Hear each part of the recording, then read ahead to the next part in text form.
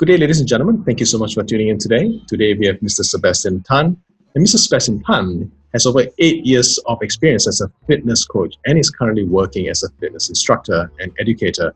He holds a first-class honors bachelor's degree from the Social Sciences in Psychology from Utah. Mr. Tan is also an American Council of Exercise Master Instructor, certified personal trainer, health coach, and rehabilitation trainer from Australia. His area of expertise is strength and conditioning, corrective exercises, and behavioural coaching. Thank you so much for joining us today, Mr. Tan. How are you? I'm good. Hi. Thank you for having me. Thank you. Can I call you Sebastian? Yeah, sure. Excellent. No problem. Now, Sebastian, a lot of people are probably wondering why we have a fitness instructor here on Inspiring Individuals, but the belief and the need for mind and body strength, especially now in the midst of MCO where people are very much cooped up in their houses and they have a lot of these energies stored and there's nothing or very little to do, we thought it'd be really good to talk to someone who has a lot of experience in training both the body and mind. And that's why we are very interested to hear what you have to say in terms of how people who are under MCO right now do not waste their time but can actually make and take this opportunity to come out stronger when MCO is lifted. Can we have some of your thoughts about this? Definitely. Most of the time we are stuck at home, and then we actually not getting any freer because many of us actually still working from home. And a lot of people that I've heard is that they actually get even busier working at home, and then they have to juggle between their kids, especially the housewife, and working mom also juggle with kids. All that, it gives them a lot of stress. But of course, when we talk about training the body to become better, let's talk about during this period of time, it can be a good time to start, to do something very simple. But what we want to do here is that we're going to look into health behavior in terms of something more sustainable.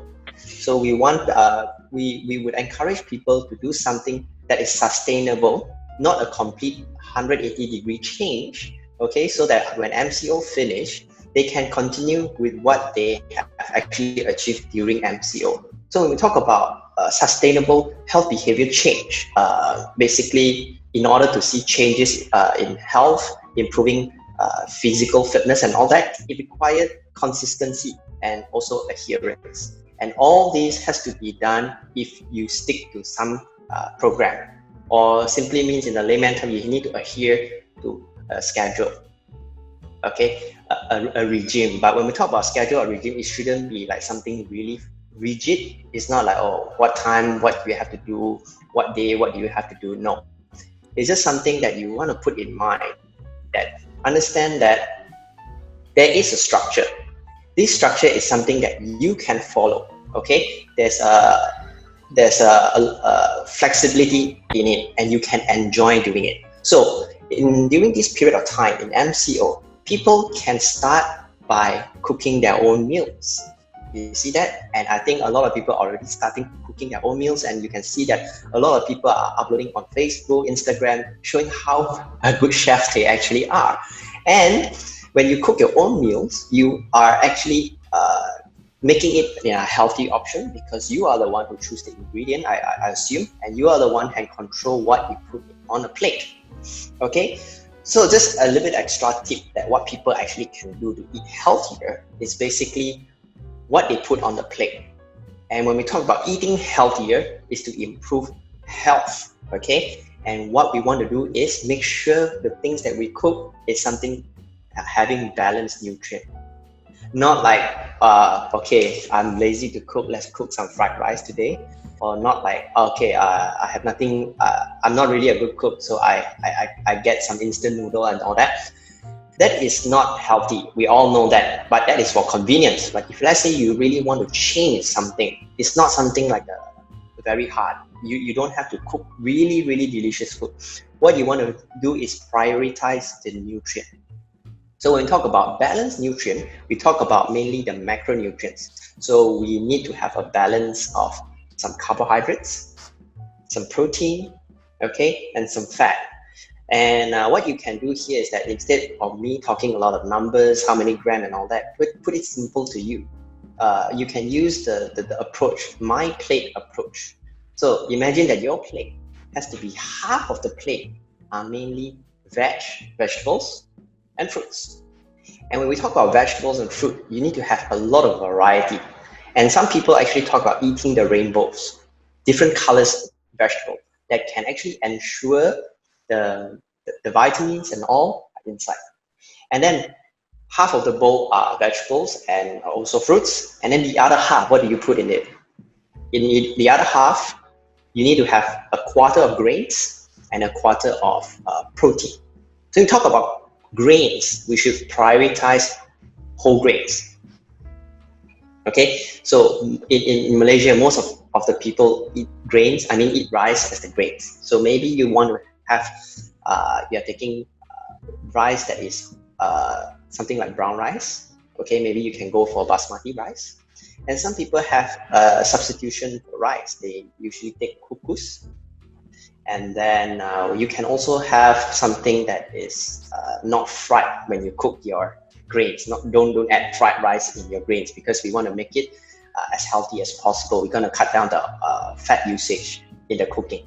Okay, and then the other quarter, the last part, which is protein, that people always miss out. And you actually realize that a lot of Asian food has very small amount of protein. Not just Malaysian food. Most Asian food, we have a sprinkle of some meat, chicken, which is really, really little protein. So what we actually need is every meal we should have at least a quarter of the plate is protein, or we can measure by your palms. 1 palm size is protein. And when you choose your protein, it has to come from, okay, you should prioritize lean sauce. Okay, when I talk about lean sauce, it's like you want to go for the leaner part. Okay, so like chicken, usually a lot of people say bodybuilders love chicken breast. Okay, not because chicken breast has like some magic inside. It's more like most of it are lean meat, very low content of saturated fat, which eventually will be better for health. Okay, and you can choose fish. Okay, fish has high fat, especially salmon, but it's unsaturated fat, which is also better for health compared to saturated fat. So protein, it can be from a variety of sorts. Don't eat the same thing all day. When you talk about when you eat this kind of foods, is the preparation also important as opposed to making sure that you get the correct nutrition? So how would you take your chicken? Most of the time, I would go for something grilled or steamed. Okay, I would stir fry, okay, but I try to avoid something deep fry. Deep fry is more like something sometimes once in a while, you're going to break free from all this healthy eating to keep yourself sane a little bit. I can go with fried chicken sometimes, but not like every day. You should allow yourself some treat sometimes. And when you choose your fried chicken, you want to choose from those restaurants that cook with the lesser oil. Yeah, Sebastian, can I just ask you, maybe this is easier for people who find it difficult to visualize what you're saying. What do you have for breakfast every day, and what have you been having for breakfast over the last week since MCO, where difficult to go out to buy things, you can't go tapao? What do you have? Yes. Okay, for my days, like I say, I always prioritize protein, because protein has the what do you call, it can make you feel fuller longer time, satiety. Okay, so early morning I will have my usually I use protein shakes, and then I have a wholemeal bread, and then a piece of cheese. Okay, so I have my grains and my my protein. You see that? But I will only start eating my vegetable during my lunch time and my dinner time. So during my lunch, I will have 1 to 2 serving of vegetable, which is take up half my plate. Usually I have my broccolis. If I don't have broccolis, I will put some other vegetables, green veg, and some bell peppers that come with different colors. And then I will have a portion of rice, but I usually go for basmati rice. And then my chicken. Okay, so depending on usually I will prepare something like something more simple, which is usually chicken breast. Just grill a little bit, and that's it. When you say grill, you basically don't use any oil. It's all very minimal oil. So you basically have a very oil-free diet in all your meals that you take. Yes, because my preference is that because sometimes I would love my meal to have some sauce, like I love barbecue sauce. But the content of barbecue sauce is very high in sugar and also fat to make it so tasty. So if let's say during cooking time, I put more oil, then actually I add on with the barbecue sauce, add up, it become more oil that I'm eating. So if let's say you are a person who loves to do that, maybe during when you are cooking, you want to cut down on that. Right. That would be better. Yes. So can I ask you the other naughty question? Do you snack between meals? I'm a person that don't usually snack, but I can understand why people want to snack. And of course, when I don't snack doesn't mean I don't have the urge to snack. See, you get what I mean? Yes, because we are stuck at home, we are working, and if you have very high accessibility to your snack, like it's just next to you in the kitchen and you can see it, yes, you will tend to prime your brain that you want to eat those because those are your favorite stuff to do, right?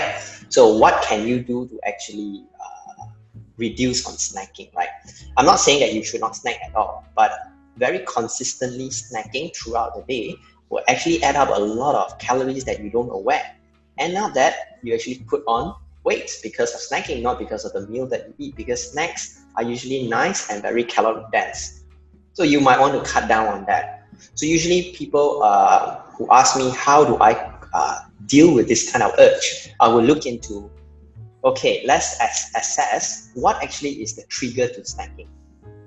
Okay, some people love to snack, love to put things in their mouth just because when they are stressed, because this is a form of coping mechanism.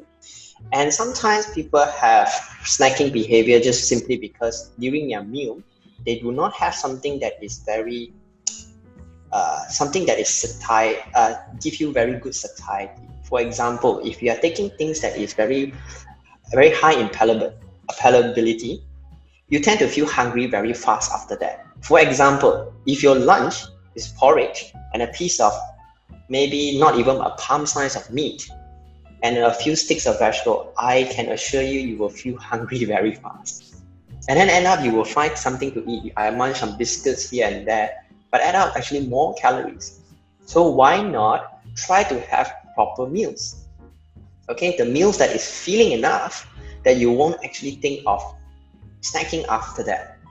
Okay, yeah. So sometimes it also really depending on what actually you eat during your meal time, because like I said, people are lacking of protein intake in Malaysia in general.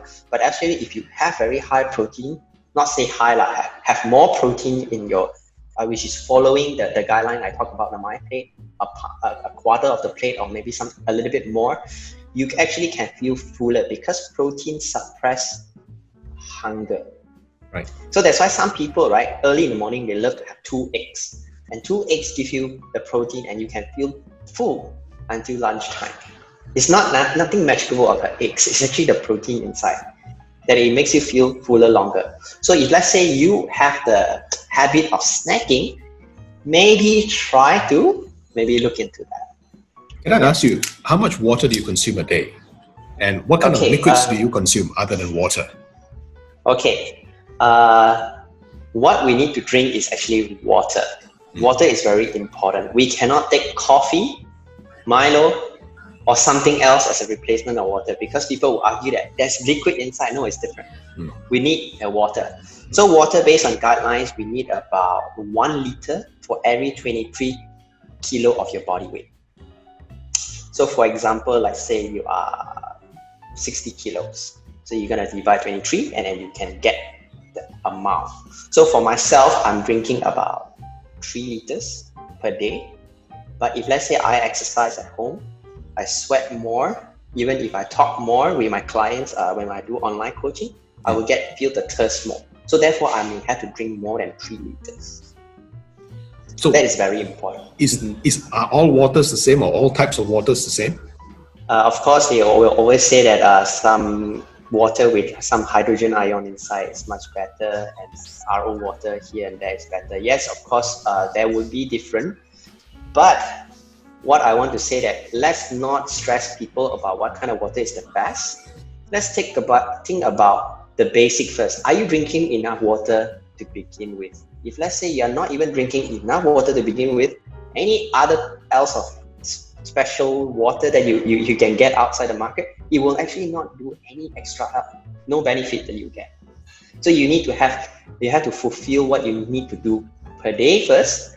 And if you think that is a habit that you can go on, then only considering invest in some other stuff. Sebastian, is there a difference between drinking cold water, warm water, or hot water? Yeah, scientifically, not big difference. But of course, they will talk of, people will think during sports time, we want to drink cold water or chill water to actually keep our temperature in check. Yeah, but other than that, no, actually there's actually not something that we need to concern with. It's just depending on your personal preference. Sebastian, what about those people who are vegetarians prior to MCO? And do you advocate that vegetarianism could be a diet to follow as a healthier option and alternative? Well, when I talk about vegetarianism, right, from an ethical, religious, and spiritual standpoint, actually, I have nothing against vegetarian. You can be a vegetarian by all means. But in order to get a very balanced nutrient, it is more challenging for vegetarian, especially the protein part. Whether you like it or not, our body needs protein. So when you are a vegetarian, so you are not taking protein from animal source, which makes it a challenging part for you to ensure that you have enough protein for the day. It's not impossible to hit. Yes, a lot of people can be vegetarian and they can still have a very good amount of muscle mass and health. But it's just the part that is very challenging, especially in Malaysia. Most of the vegetarian place that we have, or the restaurant or the cooking, is not actually healthy to begin with, because the way of them cooking, they're putting a lot of oil, and then those those fake meat that they make, it's not actually high in protein to begin with.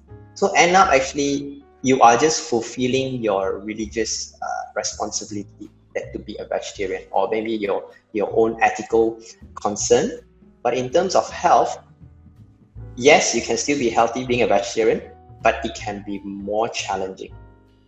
If let's say during MCO you started wanting to become a vegetarian, no problem also, but you just have to acknowledge the fact that it can be more challenging to actually ensure yourself getting enough protein. Sebastian, one core question that I've always wanted to ask is this: is being fit healthy? And vice versa, is being healthy fit? No. Actually, most of the time people always say health and fitness. And these terms come very close together, and actually they mean different things, like totally different. But of course you can have both health and fitness. But some people can be healthy, but not fit. Some people can be very fit, but not healthy. But let's define what is actually health. Health is basically a condition where you are absence of illness, no illness or your physical condition now is not going to be affecting your daily functioning. For example, people who has diabetes, definitely they are not in good health. People who have high blood pressure, they are not in good health. Okay, but that doesn't mean that they are not fit. Some football players or sports people, they are definitely very fit, but they may have underlying health issues. You understand what I mean? But in terms of fitness, many people think that fitness is that, wow, you are fit means you can do everything. But actually it's not. Okay, being fit, yes, you can be generally fit. You are good in everything, a little bit of everything, but you are never like the top. So for example, when we want to talk about fitness, we want to look into sports performance. So not all sports players can play all the sports, but they are very good in their sports that they are playing. So those people are really, really fit. And when we talk about fitness, like some people will say, oh, this guy can do a very good marathon. 42 km under 4 hours, very fit. Yes, I would say he's very fit, but he's very fit in terms of his cardiovascular fitness. But when we ask the same person do lifting, weightlifting, he may not be able to do. Can we say this guy is not fit? Yeah, maybe he's not fit muscularly or in terms of strength related sports, but we can't say he is like completely not fit. He is quite good in the sports that he's doing. Okay, but in terms of health and fitness, some people can be very fit and unhealthy at the same time. For example, epic example is that sumo wrestler. They are very good in sumo wrestling, fit in terms of their sports, but the way that they eat to gain that size may not be very good for all their health conditions. See, very high visceral fat, high body fat, obesity, is not good. And then we can talk about bodybuilders. Outside looks really good, okay, like all muscle jack up and all that. But some of them may be using steroids, which will actually harm kidney and livers, and even their sexual organs. But outside we think, wow, very fit. But inside, maybe not. Okay, but my opinion is that regardless what sports you play, what things that you like, health is like your baseline. You need to have health. When you pile on other things on top. It's like the bottom of the pyramid, see? Then you can train. But most people ignore the health part, they just down. Which means it's non-sustainable and it's going to be very atypical of what you're actually doing, so you may give it up as opposed to continuing with it. Yeah. That's why some people that will actually compete in like strength sports, which are heavy lifting and all that, when we talk about health, we are not just talking about your organs inside, we are talking about your joint health as well. Then prolonged period of overdoing, it can actually cause joint health problems. So they may actually force themselves to retire early. So health, we have many aspects of health. Fitness, we have many aspects of fitness. But in conclusion, people need to be healthy, regardless are you an active person or not. If let's say you don't think about sports and anything. If let's say you are just an ordinary person who goes to work 9 to 5 and all that, yes, health is very important. Fitness may not be yet, because health is the foundation of everything. Right. Sebastian, let's cut to the core chase now, assuming that I'm a person coming to you for advice. It's MCO, I can't go out to exercise, I can't do my normal badminton or my sports or my golf. So it's within these four walls of very small space. What can I do to maintain fit? Or if I have not been very active before, what can I do to start this journey in terms of gaining fit and gaining health through healthy eating? What would be the first few steps that I should set for myself and undertake and benchmark? What would you advise?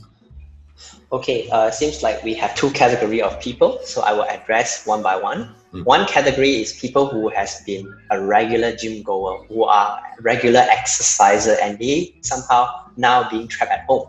So what can they do, right?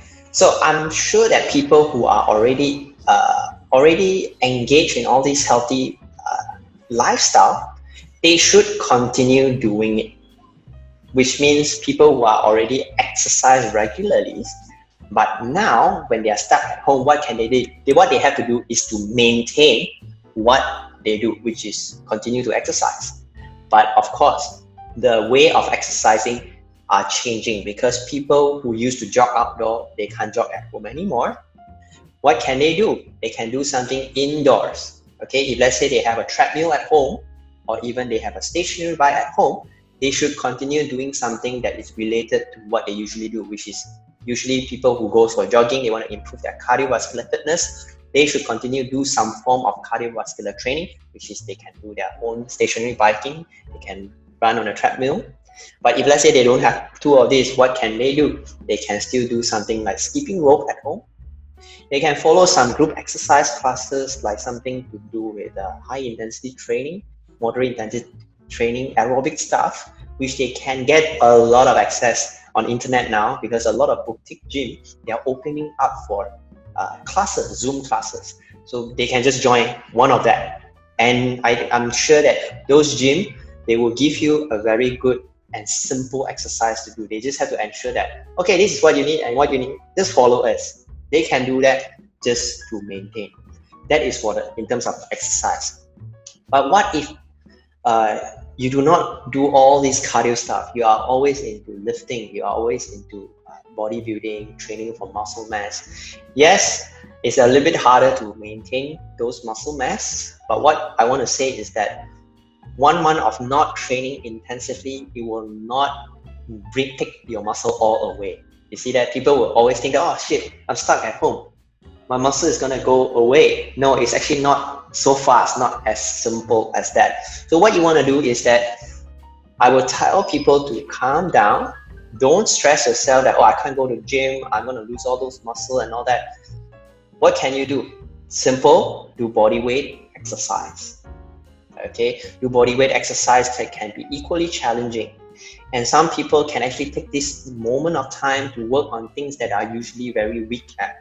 For example, people who always train their muscles, but they forget about their own flexibility.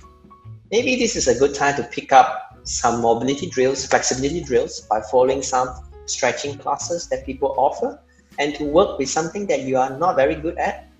And at the same time, continue to do some body weight exercise. Now, actually, you can even get a pair of dumbbells from Lazada. Simple, just follow some exercise. You do something is better than not doing anything.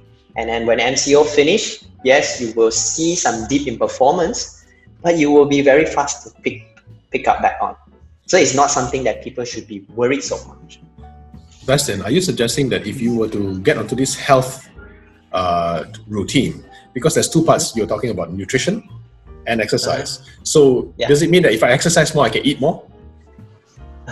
No, not necessary. But that also depends on the goal. Because we were saying that people who usually exercise more, they are more, how do you say? Yes, they can of course eat slightly more than people who don't exercise because they burn more calories. But exercise itself actually don't burn a lot of calories. People always forget that. People always think that, okay, I do this exercise, my watch says that I burn 500 calories, means I can eat 500 calories or maybe more. But very recent research shows that a lot of all these fitness trackers, the calories burned is estimated and is far apart from the real calories that they burn. So it's not a very good idea of, okay, I exercise more means I can eat more. So the key point is always eat enough. Okay, for example, if you exercise, don't talk about eating more. Let's talk about the basic again. Are you eating enough nutrients? Okay, are you feeling that you are losing weight? If you are losing weight, means you are eating lesser than you should. Okay, if you are gaining weight, means you are eating more than you should. Maybe that is a good way, but in terms of that topic, we have to go into very deep into calories counting and all that. It can be quite confusing, but bottom line is, don't take things for granted. Don't think that if you exercise more means you can eat way more. Just eat as normal. But it's all depending on the fitness goal.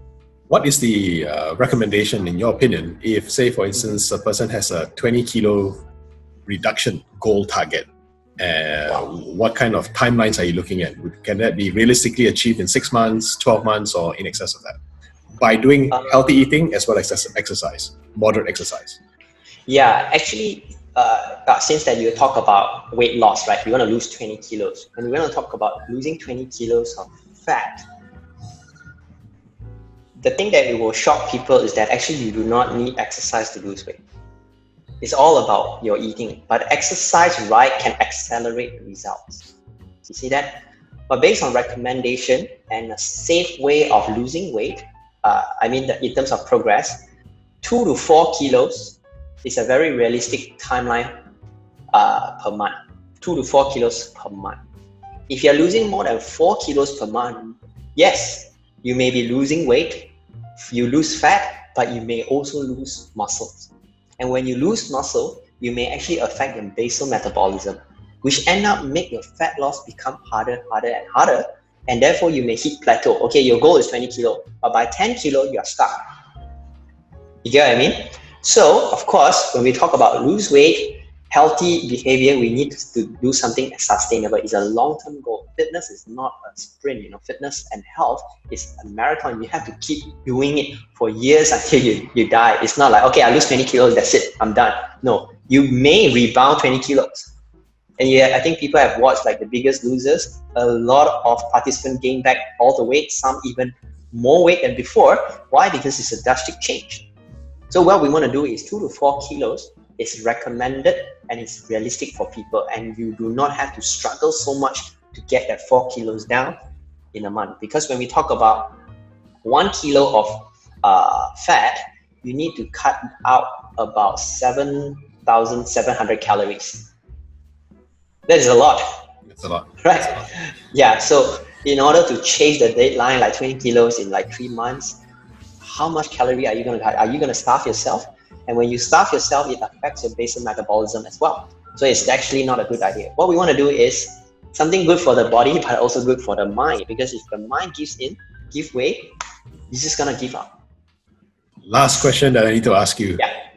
For those individuals who kind of sort of like a bit of a gassy drink once in a while called beer or alcohol, Yes. how does alcohol consumption affect weight and weight gain or weight loss efforts for that matter? Can they safely drink any alcohol and still keep on track? So for those who has not started alcohol, I would recommend not to start, but a safe range of alcohol consumption is up to 2 servings a day for men, 1 serving for women. Okay, when I say up to 2 servings means maximum 2 lah. You can have lesser than that, but it depends on different kind of alcohol that you're drinking. If let's say you are talking about gin, rum, whiskey, per serving is 45 ml. So for men, we can get 90 ml maximum a day. Okay, if you have whiskey already, don't say that, oh, it's just hitting the whiskey target. I haven't drink my wine. No, it's not like that, you see.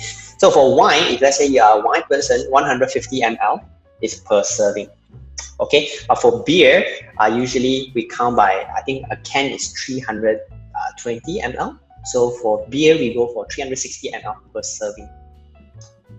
Okay, but how does it affect, in general, actually, when we talk about weight loss or weight gain, we talk about total calorie intake.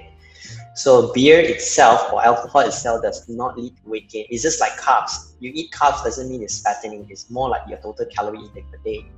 And then what I want to say is that if you lead a very bad lifestyle, which you snack a lot of fast food along with the beer, it's not the beer that's causing everything, it's the lifestyle that's caused the whole weight gain thing. So of course, once in a while, people who love or people enjoy drinking some alcohol, I would say by all means, but in terms of for your health, you want to limit it to the recommended servings. Because when we have alcohol is something that will make you have less rapid eye movement sleep, which is less REM. Means that you may feel drunk, but that doesn't mean you are well rested.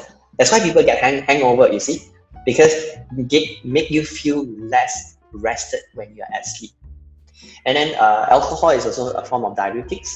Makes you want to urinate more. Halfway at sleep, you want to wake up and pee and all that. And then with poor sleep quality, that will actually change or maybe it affects hormone. So lack of sleep, lack of good quality sleep, it usually will affect growth hormone, especially for men who want to grow muscle. It affects testosterone. You see that? And then testosterone is important for muscle growth and other vitality stuff. Okay. Now, the bad quality of sleep can also affect your satiety hormone, which is leptin. You feel satiety hormone is lower, so it will affect you wanting to eat, even though that I feel full at that moment of time, but later on you may have leptin go down again, and then you feel that you want to eat again, which is it will increase your ghrelin, which is the hunger hormone. You feel hungry faster, therefore it leads to weight gain. So after all, it's the calorie matters, but what we do in our lifestyle affects the calories that we take in. More than it affects our behavior in taking in the calories. That's what I meant. Great. Well, thank you so much, Sebastian, for sharing with us your thoughts and very, very sage advice that weight gain or weight loss, depending on your target goals, as well as fitness, can come if you put your mind to it. And there's so much resource out there, and there's so many trainers out there that can help you with it. And one of them is definitely yourself, whereby it is not impossible, but it takes the first step of deciding this is what you want. And the MCO is a great time to actually think about this through and decide to choose fit and health. Yes, that's a very good thing to for people to understand, that it's a good time to pick it up. But I think I got something to add on. For those people who has not been really exercising, and you have friends, family members that pressure you into doing exercise and all that, I want to say this is that it's not easy. If you think that you want to do it, go ahead, use the advice that I give. But if you feel that, okay, I'm really busy, I have no time to commit in anything, I don't want to start halfway and give up, and I feel bad about myself, it's okay. If you do not achieve any health and fitness improvement, the entire MCO is not end of the world. We talk about mental health as well. There's a lot of things going on. We do not want fitness to be one more thing that gives you that kind of stress. Okay? Great. Thank you so much, Sebastian. Thank you so much for sharing with us your thoughts. Thank you very much. Thanks, ladies and gentlemen. Thanks for tuning in. We'll see you in the next round of Inspiring Individuals.